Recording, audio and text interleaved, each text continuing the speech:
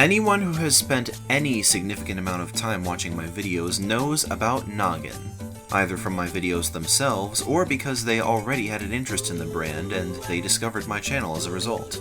And anyone who knows a bit more than the basics about Noggin knows that, for a time, Noggin had a sister block, The N, which broadcasts in the evening hours after Noggin stopped airing, from 2002 to 2009.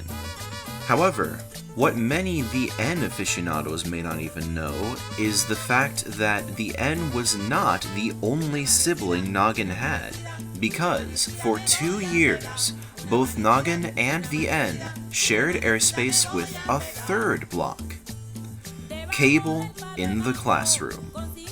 I was familiar with Cable in the Classroom growing up, as it often appeared on the Noggin tapes my father recorded for us, especially since my dad was a fan of shows like 321 Contact, Classic Electric Company, Classic Sesame Street, aka Sesame Street Unpaved, and Bill Nye the Science Guy, which all often aired on Cable in the Classroom.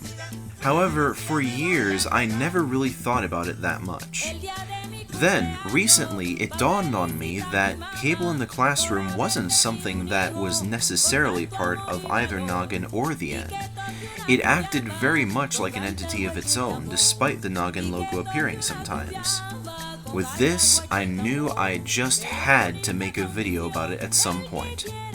And, given my Noggin-loving audience, is it really any surprise that Cable in the Classroom won my latest community poll by a landslide? So, without any further ado, here is the story of the, kinda, third sibling in the Noggin family, circa 2002 to 2004. Despite its involvement in Noggin, Cable in the Classroom did not first appear in the Noggin/The N channel space. In fact, the origin of CITC can be traced back over a decade before then, all the way back to 1989. It was the result of teachers' unions pushing for more access to televisual content to aid in pre-K education without having to worry about copyright getting in the way of things, as it so often does.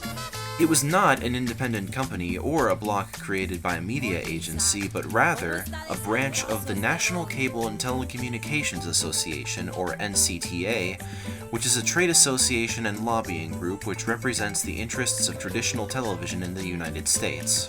The way it worked was that copyrights to certain educational shows would be cleared away at the NCTA's request so that teachers could use the material in their curricula without danger of getting sued for copyright infringement. These shows would be broadcast on television stations that carried Cable in the Classroom back to back with no advertising. In this way, it was kind of like a stripped-down version of PBS. This model proved to be more and more successful throughout the 90s, and Cable in the Classroom expanded to more and more stations, and it even inspired an equivalent service in Canada also called Cable in the Classroom, and La Cable Éducation in French, which launched in 1995 as part of the CRTC, Canada's equivalent to the NCTA and the FCC. The Canadian version of CITC was so successful that it even had its own magazine for a while. Unfortunately for Cable in the Classroom, as the internet began having a bigger and bigger part in education, there started to be more and more royalty-free resources and teaching tools available on the internet for teachers to use. Another factor was that many stations were beginning to promote their own educational content over CITC, and a few stations even began dropping it altogether, such as Cartoon Network and ABC Family. It also didn't help that with the rise of DVD, VCRs, which CITC was designed with in mind, began to decline in popularity.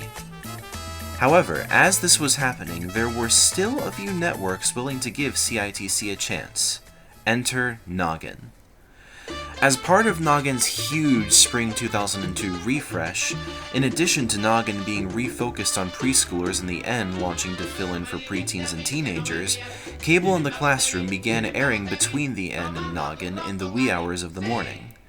It aired shows that had previously aired during the Fred era, such as Ghost Rider, Classic Electric Company, Sesame Street Unpaved, 321 Contact, Bill Nye the Science Guy, and even the URL with Fred show.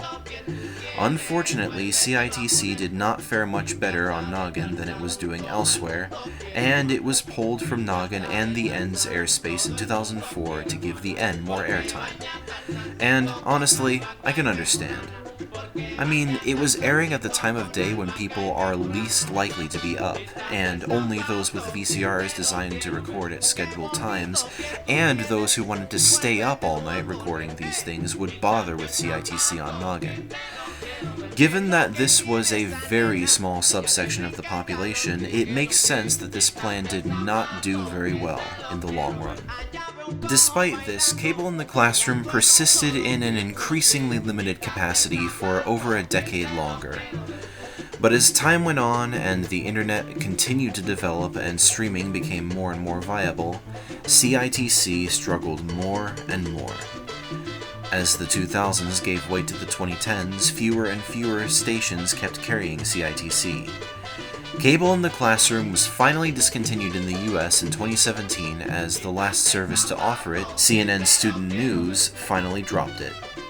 It was then discontinued in Canada as well not long after. Okay, so maybe CITC wasn't a direct development of Noggin. However, I still consider the Noggin iteration of Cable in the Classroom to have been a sibling of Noggin and the N because, though it had the Noggin logo sometimes, it acted like its own separate thing rather than being a normal program on Face era Noggin.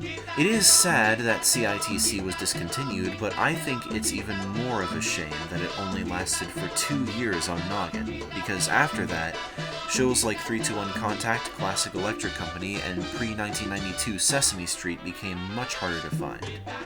Though, ironically, the very thing that ended up killing off CITC, streaming and the internet, has also enabled people to make these shows more widely available again, and some official streaming services are even offering them. Still, for those who love these shows, like my family, their disappearance from the airwaves was a big loss for us at the time. Let me know in the comments, did you ever watch Cable in the Classroom, either on Noggin or elsewhere? If so, what were your favorite shows on it? If you were a teacher back when it was around, how well did Cable in the Classroom work in your classroom if you used it? Anyway, thanks for watching, and as always, stay tuned.